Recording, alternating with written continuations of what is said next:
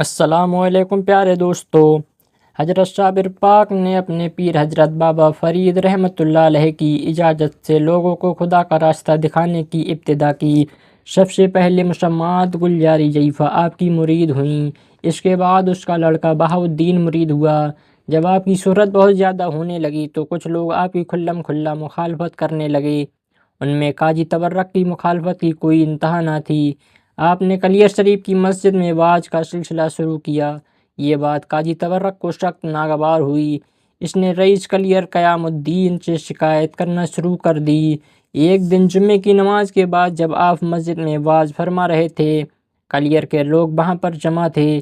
رئیس clear نے آپ سے سوال کیا کہ یدی آپ باقی صاحب ولایت کرامات ہیں تو اس بکری کا پتہ لگائیے جو 3 ماہ سے غائب ہے۔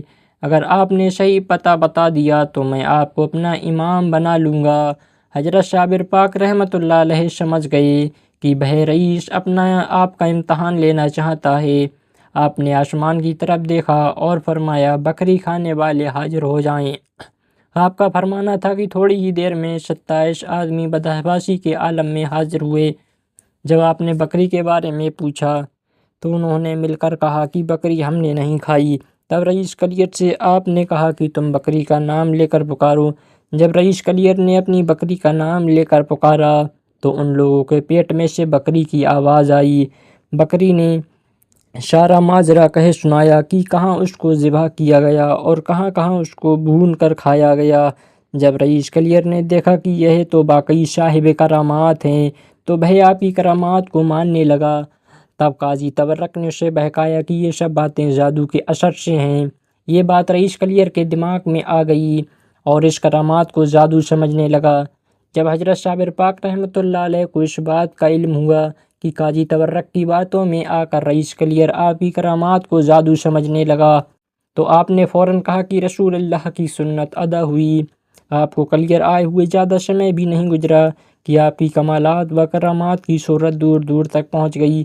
آپ خود کبھی شریعت کے خلاف نہیں چلے اور نہ کسی کو خلاف شریعت چلتے ہوئے برداشت کرتے تھے۔ آپ کی طبیعت میں اس قدر جلال تھا کہ آپ کی ہیبت کی وجہ سے آپ کی خدمت میں حاضر ہوتے ہوئے عام لوگوں کو خوف معلوم ہوتا تھا۔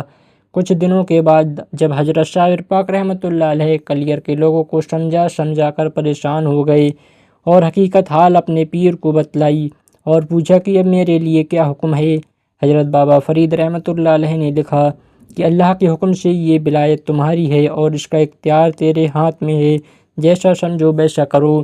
دوستو اگر آپ کو ہماری یہ ویڈیو پسند آئی تو چینل کو سبسکرائب کر لیں۔ ملتے ہیں ایک نئی ویڈیو کے ساتھ۔ خدا حافظ۔